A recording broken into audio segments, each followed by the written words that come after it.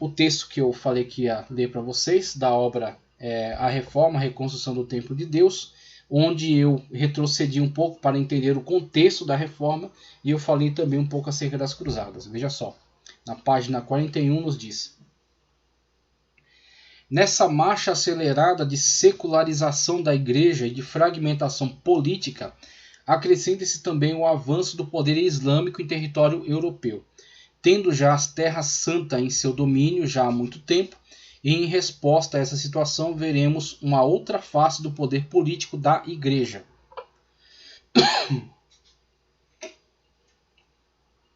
Com a organização das cruzadas. Somente por causa de um poder centralizador da Igreja foi possível a organização dessas cruzadas. Tá ok? Sendo a primeira fruto da intensa pregação do Papa Urbano II em 1095. O que despertou em alguns fanáticos o desejo intenso de responder a essa convocação.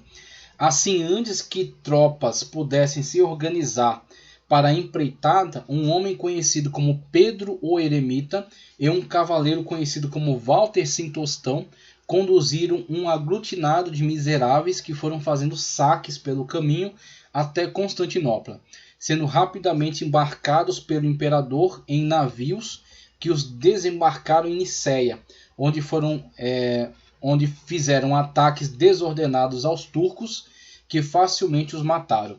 Após seguiu-se a cruzada de fato em 1096, conduzida por Godofredo de Bouillon, e que conseguiu manter a Terra Santa sob o governo latino até 1087, quando então foi retomada por uma contra-cruzada empreendida pelo curdo Saladino, que inclusive aparece num filme acerca das cruzadas, muito interessante. Você tem Balian, né? Você tem esses personagens quase mitológicos, né? Que estão interagindo ali naquele filme. E você tem Saladino também aparecendo aí nesse contexto.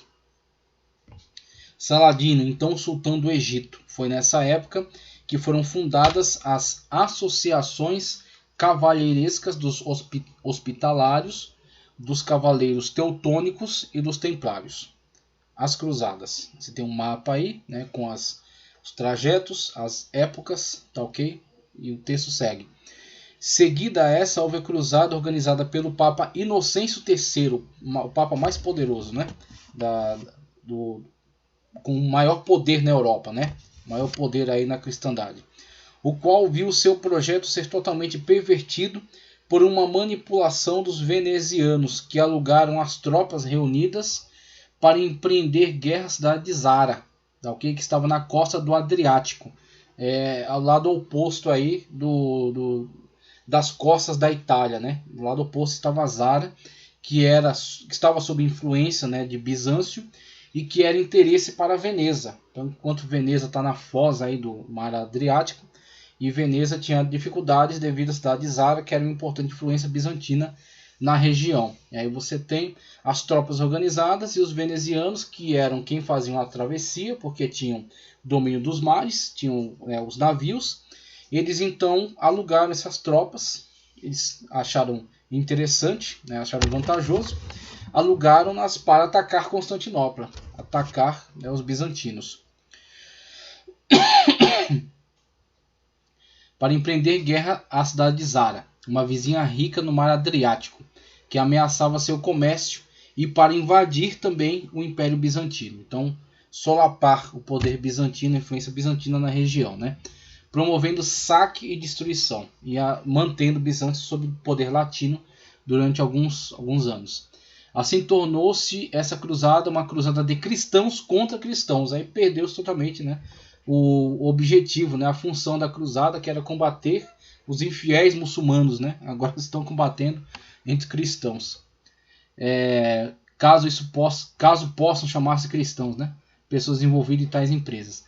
Seguida pela Cruzada das Crianças de 1212, que viu perderem-se de forma abjeta a vida de pelo menos 31 mil crianças alemãs que não foram embarcadas para a Palestina por tenros genoveses. Aí você vê a questão de Gênova e de Veneza, os dois dominando esses projetos marítimos, né? Esse domínio dos mares. Vamos lá. Por terem os genoveses se recusado a tal loucura, e também 20.000 crianças francesas que foram levadas para a Tunísia, outro destino que tinha nada a ver com o objetivo, né, das cruzadas. Foram levadas para a Tunísia e para o Egito, onde foram vendidas. Vidas que foram perdidas aí, foram vendidas como escravas. A Quinta Cruzada foi empreendida por Frederico II da Hungria. E aí à frente agora está um imperador, né? Está um rei, que por estar excomungado não obteve apoio, mas que conquistou o respeito dos sarracenos por causa de sua cultura e conhecimento da língua árabe e de sua ciência, assim obtendo controle sobre diversas cidades significativas à cristandade. A sétima e a oitava cruzada foi empreendida por Luís IX, que terminou por cair cativo, teve que pagar alta soma por sua libertação e quando tentava uma expedição à Tunísia morreu em consequência de uma peste. Mas esses são apenas alguns exemplos dos males que começaram a afetar o edifício da igreja, mas ainda aumentarão as suas rachaduras até que definitivamente precise ser desfeita e novamente refeita em conformidade com o projeto dado aos primitivos cristãos pela Sagrada Escritura, defendida por Cristo como a casa de oração contra os que pretendem dela fazer um covil de ladrões. Na verdade, exatamente as características de muitos que dela se apropriaram durante essa terrível época. Tão escandalosos eram os vícios e desvios daqueles que deveriam ser os referenciais da palavra de Deus, que foram levados a estarem lado a lado com os demais governantes na disputa pelo vil metal e pelo poder ou a glória do reino. E aí você vê essa questão. Na questão das cruzadas foi importante a resposta. E foi importante a liderança do Papa organizando esses reinos, que depois da pregação de Urbano II, de Inocêncio III, alguns reis tomaram a frente. Você tem Ricardo Coração de Leão, você tem alguns reis que tomaram a frente aí nessa iniciativa. Mas precisou tanto o Papa quanto os mosteiros de Cluny dar o primeiro impulso, colocar este ideal na cabeça dele. E a resposta aos muçulmanos era importante, porque de fato eles estavam muito fortalecidos, muito unificados e marchando contra o território europeu. Mas por outro lado, a gente vê que esse engrandecimento desse poder, mesmo quando a gente analisou nas características da Igreja Ortodoxa, né, que esteve submetida aos imperadores de Bizâncio, e diferentemente do Papa, que tinha todo o poder e que disputava com os reinos, né, acerca desse poder temporal também, e que em algum momento, como Inocêncio III, se viu como de fato o dominador de toda a raça humana, você tem com esse engrandecimento também um envolvimento, né, com essa soberba, com essa arrogância, com essa ganância terrível e a perda dos ideais cristãos, que aconteceu em relação à Igreja Católica Apostólica Romana. A perda total, tá certo, da verdadeira função da Igreja, do verdadeiro propósito, objetivo da Igreja. Se perdeu de seu objetivo.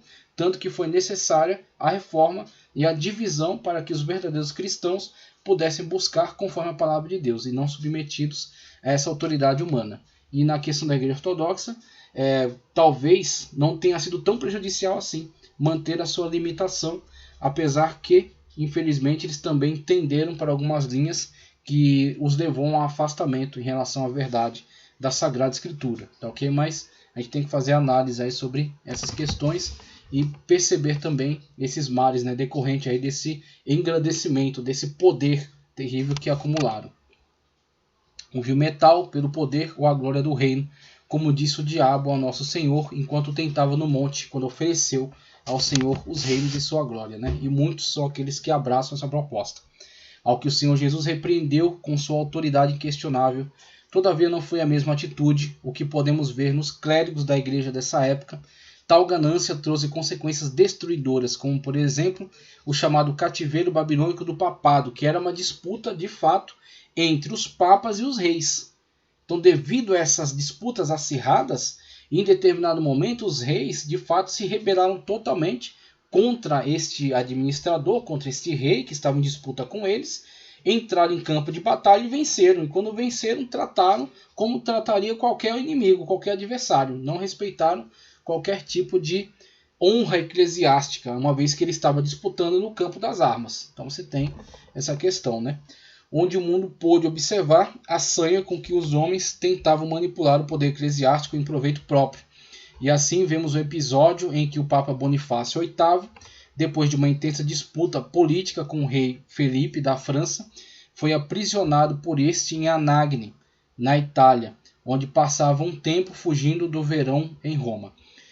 Foi o povo comum que, ao perceber o que estava acontecendo, se rebelou e conseguiu libertar o pontífice, que semanas depois veio a falecer, sendo sucedido por outro papa inexpressivo e de pouco tempo de governo.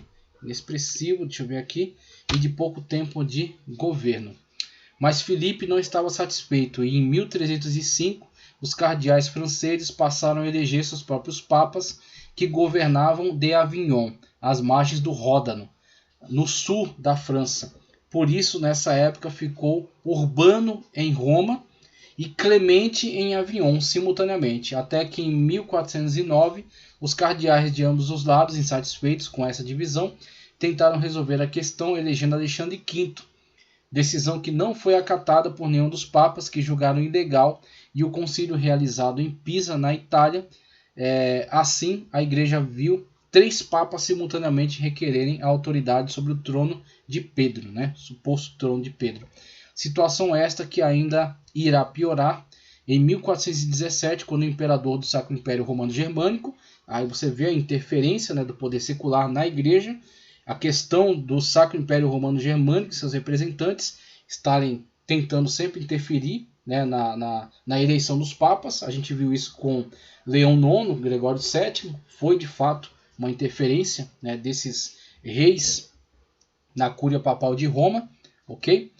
E tentará resolver a questão convocando um concílio apenas com representações nacionais e proporá a deposição dos 3 papas e a eleição de Martinho V, o que obviamente não foi aceito pelos demais, levando a cristandade à bizarra situação de ter simultaneamente 4 papas reclamando simultaneamente a autoridade. Não é a questão de que haviam 4 papas no poder, mas sim a questão de que aqueles que eram rejeitados não aceitavam. Aqueles que eram depostos não aceitavam isso, e sim intitulavam papas. Então, a questão é que esses papas, não somente 4, houveram outros antipapas, tá certo? E outros, tanto o Papa de Roma, quanto de Avignon, quanto o Papa que estava em Pisa, tá certo? E outro que foi eleito a partir daquele concílio convocado pelo Sacro Império Romano Germânico, tá certo? Martinho V. Então você tem a situação de que eles são tirados, são expulsos do poder, mas não aceitam. E aí fica então essa querela entre eles e essa descentralização do governo, nessa confusão. Mas isso, passada essa época, então resolveu-se pela continuidade a partir de Martinho V. E aí você tem, com a morte desse, um outro papa vai conseguir reorganizar a situação, tá ok? O papado em Avignon, no sul da França, para onde foi levado, o rei da França decidiu que os seus cardeais iriam estabelecer ali uma corte papal. Tal situação ilustrativa da nociva mistura entre a igreja e Estado e a destruição deste esplendoroso edifício que fora construído ao longo de séculos, como por exemplo no caso de Rodrigo Borgia, agora exemplificando outras figuras que mancharam terrivelmente o nome da instituição da Igreja Católica Apostólica Romana, com seus pecados e sua devassidão aberta, tá certo? O seu péssimo testemunho em relação à cristandade. O Rodrigo Borgia, que eleito sob o título de Alexandre VI, levou para dentro do palácio de Pedro toda a imoralidade sexual e corrupção com que sempre se guiou ao longo da vida, sem contar com o acréscimo que se fazia com os crimes de seu filho. Por isso essa igreja não mais se sustentava e necessitava intensamente ser reconstruída. E não mencionamos outras tantas situações que vieram agravar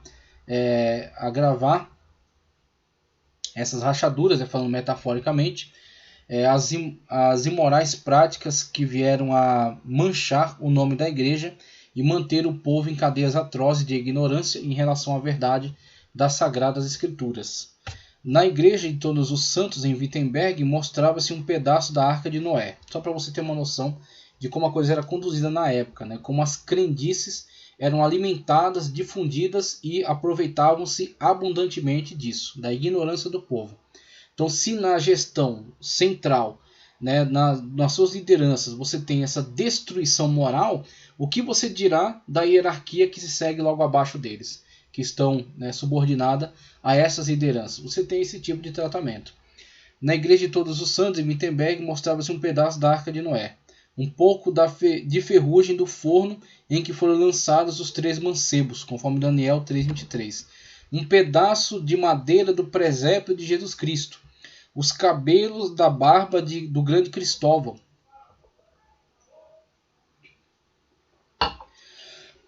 e 19.000 outras relíquias de maior ou menor importância. Em Schaffhouse mostrava-se o hálito de São José, que Nicodemos recebeu em sua luva. Em Württemberg encontrou-se um vendedor de indulgências dando saídas às suas mercadorias com a cabeça ornada com uma pena tirada da asa de São Miguel. Mas não era necessário ir tão longe buscar essas preciosas prendas. Os traficantes de relíquias, olha só, percorriam o país. Eles as vendiam pelas ruas, como mais tarde se fará com as Sagradas Escrituras, e as traziam aos fiéis em sua casa, para livrá-los do incômodo da peregrinação. Expunham-se com pompa nas igrejas. Esses mercadores ambulantes pagavam uma taxa determinada aos donos das relíquias, e lhes davam um tanto por cento de seus lucros. O reino do céu havia desaparecido. Os homens o haviam substituído por um mercado vergonhoso. J. H. Merle de Albiné, História da Reforma, 16º século, volume 1, página 34, Casa Editora Presbiteriana, 1951.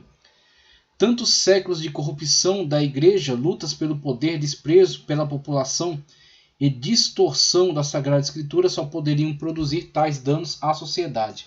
A fé verdadeira pela qual os primeiros cristãos lutaram, até com derramamento de sangue e atrozes sofrimentos, estava completamente soterrada debaixo de uma imensa pilha de lixo depositada ao longo de séculos de produção de doutrinas heréticas defendidas ferrenhamente e até por meio de intensas perseguições e torturas realizadas pela Inquisição, como a gente já analisou, expressão do poder secular da Igreja, a Inquisição, que fazia impor a sua visão de mundo. Tá, ok? Instituição que tratava de garantir que a vontade da Igreja fosse imposta a qualquer custo, mesmo que lançando mão do poder civil, para empregar a pena capital, chamados autos de fé, onde muitos encontraram a morte dolorosa pela fogueira, quer fosse herege de fato, como no caso dos albigenses, ou cátaros, né, com os quais a Igreja batalhou até dizimá-los entre 1209 e 1229, que foi uma das cruzadas, né, cruzada contra os cátaros. E outros cujo crime residia apenas em divergir da vontade da Igreja. Então, eles se valiam do seu poder de forma ampla, de forma total, tanto para silenciar hereges, que de fato eram hereges, quanto para perseguir aqueles que, não sendo herege, apenas cobravam da Igreja uma postura correta de acordo com a Escritura, mas eram reputados por eles no mesmo nível. E eram perseguidos com a mesma intensidade. E a Igreja tentava silenciá-los a todo custo. Porque havia de fato acumulado um poder absurdo. E estava fora de sua alçada de poder. Não lidava apenas com questões de fé. Mas lidava em dominar todas as situações. Vamos lá. E outros cujo crime residia apenas em divergir da vontade da Igreja. Aí você tem Galileu Galilei, né? Você tem os valdenses, né? Pedro Valdo, você tem Savonarola, você tem aí John Huss, Wycliffe, né? Você vai ter todo aquele movimento da pré-reforma que a gente vai analisar logo logo. Estamos chegando próximo aí já dessa aula. Vamos lá. Deveria, mesmo que a divergência consistisse em cobrar desta mesma igreja o que deveria estar fazendo e não estava. Ou seja, cumprir as Escrituras. Tais distorções corroeram profundamente as bases da fé popular, fazendo dela um monstro disforme que em nada guardava as características da genuína fé em Deus. Também um espírito profano tinha invadido a religião. As reminiscências mais sagradas da Igreja, as épocas que chamavam mais os fiéis ao recolhimento e ao amor, eram desonradas por chocarrices e profanações inteiramente pagãs. As risadas de Páscoa ocupavam um lugar distinto nos atos da Igreja. Devendo celebrar-se com alegria a festa da ressurreição de Jesus Cristo, procurava-se nos sermões tudo o que pudesse excitar as risadas do povo. Tal pregador cantava como um cuco, outro arremedava um ganso, um arrastava ao altar um leigo revestido de um hábito. Este recitava as histórias mais indecentes. Aquele contava as peças pregadas por São Pedro, e entre outras, como em uma taverna enganou o taverneiro não pagando sua parte. O baixo clero aproveitava a ocasião para ridicularizar seus superiores. Os templos eram convertidos em tablados e os padres em pelotiqueiros. Também, livro de J.H. Merle de Albinet. Tanta corrupção não poderia deixar de provocar a indignação daqueles que querem viver a verdadeira fé no Deus da Bíblia Sagrada. E, na verdade, dentro da própria igreja levantaram-se mãos que pretendiam consertar as imensas rachaduras que anunciavam sua queda iminente. Uma dessas foi o abade de Brescia, chamado Arnaldo, que pregava duramente contra a ganância do clero e afirmava que o mal que assolava a igreja advinha do fato de estar empenhada na obtenção de riqueza. Em 1139 conseguiu colocar a população contra o bispo, o que motivou sua expulsão da Itália pelo Papa. Arnaldo de Brescia já começou esse movimento de antagonismo ao extremo poder que a igreja havia acumulado. Inocêncio II, na época o Papa Inocêncio II. Estudou durante um tempo em Paris com Abelardo e depois voltou a Roma, onde esteve à frente de um grupo que pretendia expulsar a igreja do domínio secular. Aproveitando-se da saída do Papa, que estava levantando colaboradores para a Segunda Cruzada, mas com a subida ao poder de Adriano IV, que com a ajuda de Barbarossa retomou o poder e queimou Arnaldo em 1155, lançando sua cinza no Tibre.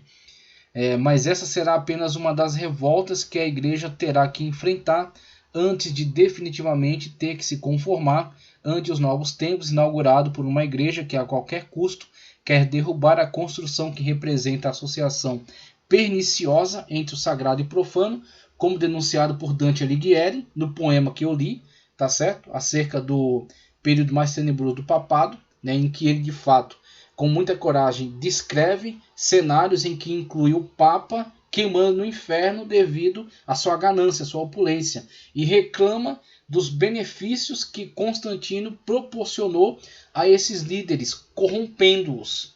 Tá certo? Não da questão da conversão de Constantino, mas dos benefícios, do enriquecimento proporcionado por Constantino a esses líderes, que os levaram à verdadeira destruição. O que destrói um cristão não é tanto as perseguições, mas sim esses benefícios indevidos, né? Vamos dizer assim, esses favorecimentos, né? Esta corrupção devido a esses presentes, né? Que são oferecidos, ofertados, a fim de que ele se comprometa com o mundo e se afaste de Deus. Então, isso é um grande risco para todo cristão, em qualquer posição em que esteja. Vamos lá. A associação perniciosa entre o sagrado e o profano e retomar a reconstrução desta desde as bases, seguindo fielmente as diretrizes com as quais o Senhor construiu a sua igreja. E você tem a imagem do obelisco, que é um símbolo pagão encravado no meio, tá certo, da Praça do Vaticano. É a Basílica de São Pedro, de frente a ele, tá ok? Então, com isso, você tem esses fatos que descrevem, né, a questão do grande poder acumulado pela igreja, suas iniciativas na cruzada, a necessidade das cruzadas, mas também este acúmulo desse poder, dessa influência que o levou depois ao embate contra importantes reis e que levaram de fato ao caos, à destruição, né, dentro da própria igreja. E aí, colocando aqui esse estudo para fechar nossa aula, para a gente memorizar, tá certo, todos aqueles eventos que colaboraram e que marcam, né, o desenvolvimento dos movimentos da cruzada, as diferentes cruzadas que houveram, né? Então, primeiro, fatos históricos, conforme está aí produzido pelo autor, que está sinalizado acima. O Oriente cristão era lugar de peregrinações, então haviam já peregrinações que ocorriam de forma comum, tá ok? Então vão se intensificar depois, mas já havia peregrinação. Em 637 o Islã conquista a Palestina, então já a ascensão do Islã e o domínio sobre a região. Povos do Líbano, judeus e cristãos foram deixados em paz, desde que também não fizessem evangelismos, missão ali naquelas regiões, não fizessem proselitismo. Então eles eram deixados em paz se mantivessem nos seus guetos, né? nos seus suas comunidades. Em 800, árabes cederam a Carlos Magno as chaves do Santo Sepulcro. Então, algumas relações amistosas, né? Protetorado franco sobre os cristãos de Jerusalém. Esmolas foram enviadas à Terra Santa a partir do Ocidente. Até o século X, as peregrinações não cessaram. Em 1009, o califa Hakem destruiu a igreja do Santo Sepulcro. Aí você já tem hostilidade. Então eles toleraram durante muito tempo, até que alguns líderes querem a supremacia sobre toda a região e começam a antagonizar, né? Começam a agredir. Em 1027, os francos perderam o protetorado. Então fecharam ali, né, a influência dos francos na região. O imperador bizantino assumiu e reconstruiu o Santo Sepulcro. Chegada dos turcos muda o cenário. Compromete a segurança dos peregrinos. Então os peregrinos agora estão sendo atacados, né? Sequestrados, roubados, mortos. Então situações de agressão que vão se multiplicando. Em 1071, derrota bizantina na Batalha de Manzikert. Bizantinos estão sendo acuados, né, pelos otomanos, estão sendo acuados aí pelos islâmicos. Em 1092, nenhuma das sés da Ásia pertencia aos cristãos, todas caíram. Você tinha importantes sés de Alexandria, por exemplo, de Antioquia, de Jerusalém, todas caíram. Em 1073, o imperador trocou cartas com São Gregório VII, que a gente viu já, importante figura aí da reforma dentro do clero, né? Dentro da Cúria Romana. Pedia auxílio para expulsar os turcos. Aí já estão pedindo para uma organização. O Papa encabeçar essa organização.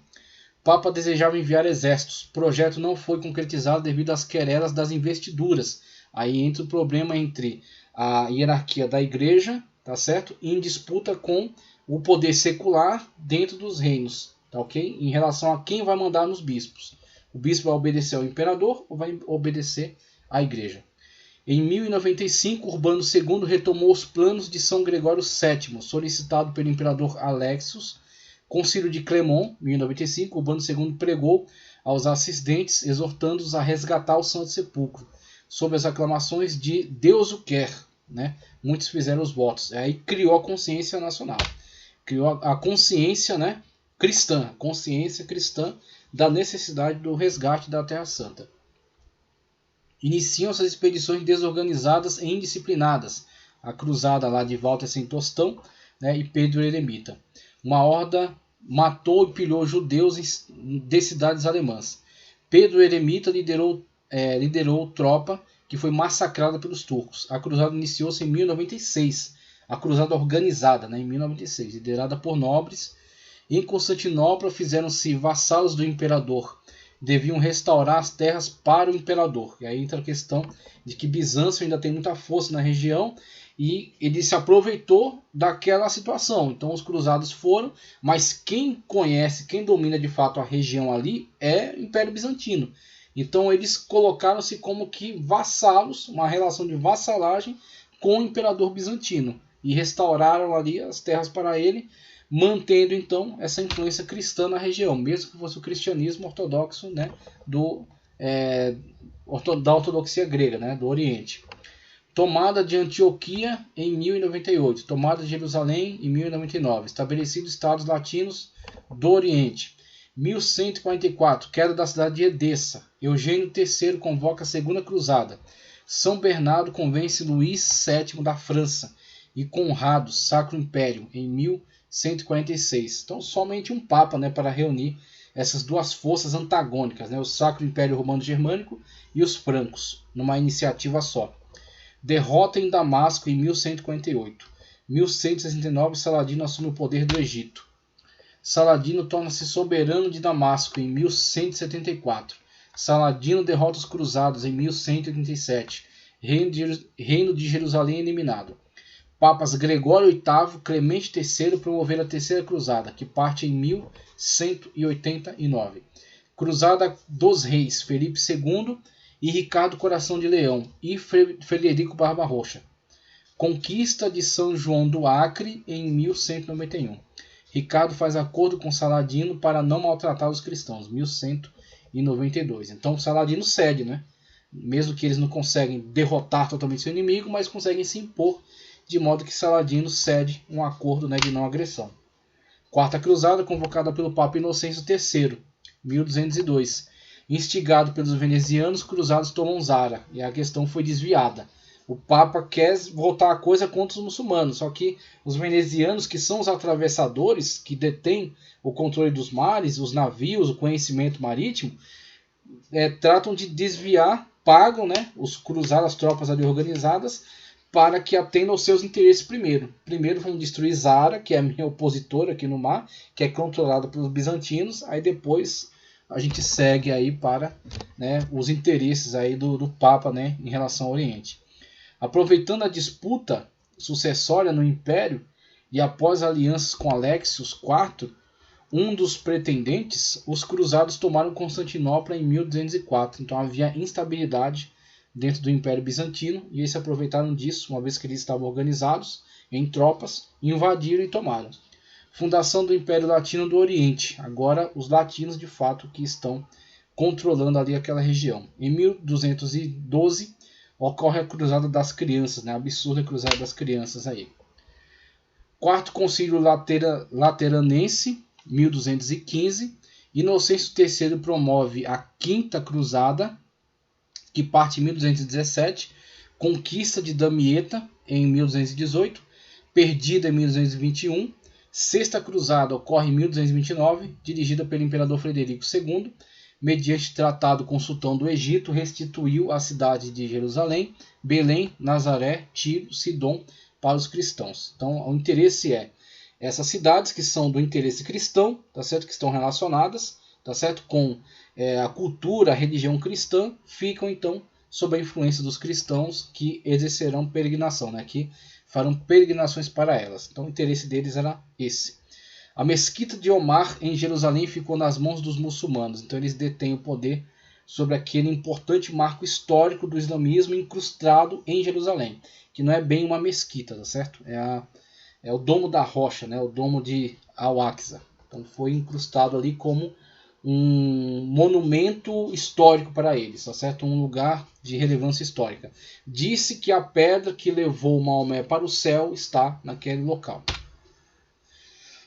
Cerco de Jerusalém pelos muçulmanos em 1244, Concílio de Leão, 1245, Inocêncio IV proclama a Sétima Cruzada, São Luís IX atendeu ao chamado, conquista de Damieta no Egito em 1249, derrota de Mansurá em 1250, São Luís foi preso e libertado em troca de altíssimo resgate, transferiu-se para a Terra Santa e retornou à França em 1254. Muçulmanos iniciam novos ataques aos cristãos. Destruição da Igreja de Nazaré, 1263. Conquista de Cesareia de Jaffa, 1265. Captura de Antioquia, 1268. E aí você tem essas situações. Os reinos latinos, eles iam, tá certo? Afastavam a influência islâmica ou faziam acordos, estabeleciam alguma influência na região e voltavam. Eles não tinham interesse em permanecer ali, em colonizar, em ficar por ali. Então por isso que você tem essa conquista, mas pouco tempo depois ela cai. Os muçulmanos reconquistam. Porque as grandes lideranças dos reinos cristãos não têm interesse em ficar na região. Então eles vão, batalham, tomam e voltam para suas casas. Aí passado um tempo, a administração local não consegue resistir. E os muçulmanos vão e retomam, conforme a lista que está aí. Captura de Antioquia, 1268. 1261, os gregos reconquistam Constantinopla.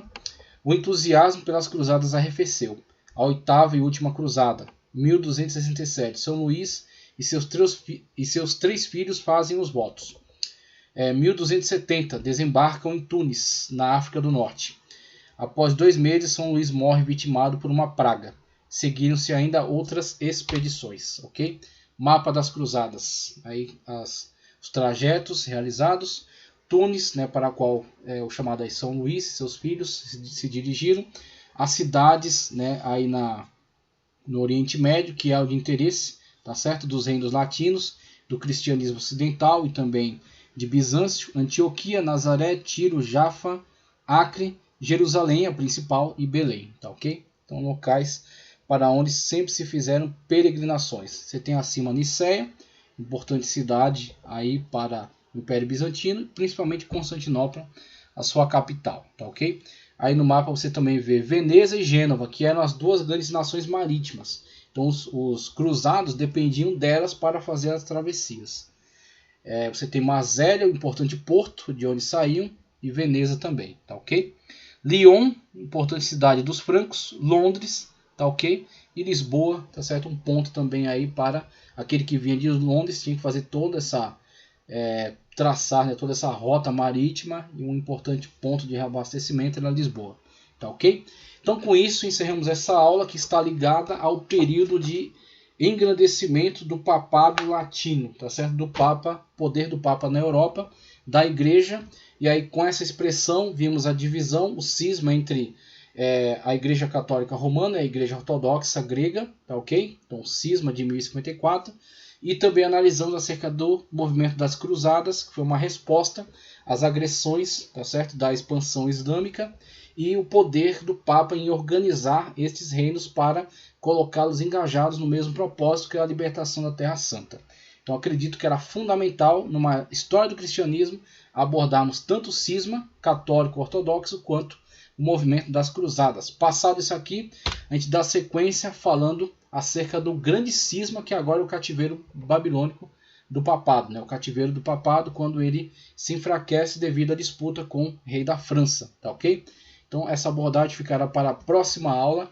Eu agradeço a você que permaneceu até aqui acompanhando a nossa aula. Que Deus continue abençoando poderosamente a sua vida, tá certo? Curte o vídeo, compartilha, inscreva-se no canal e chame mais pessoas para se engajar conosco nessa jornada de conhecimento bíblico e conhecimento histórico também relacionado ao cristianismo. Muito obrigado, fique com Deus.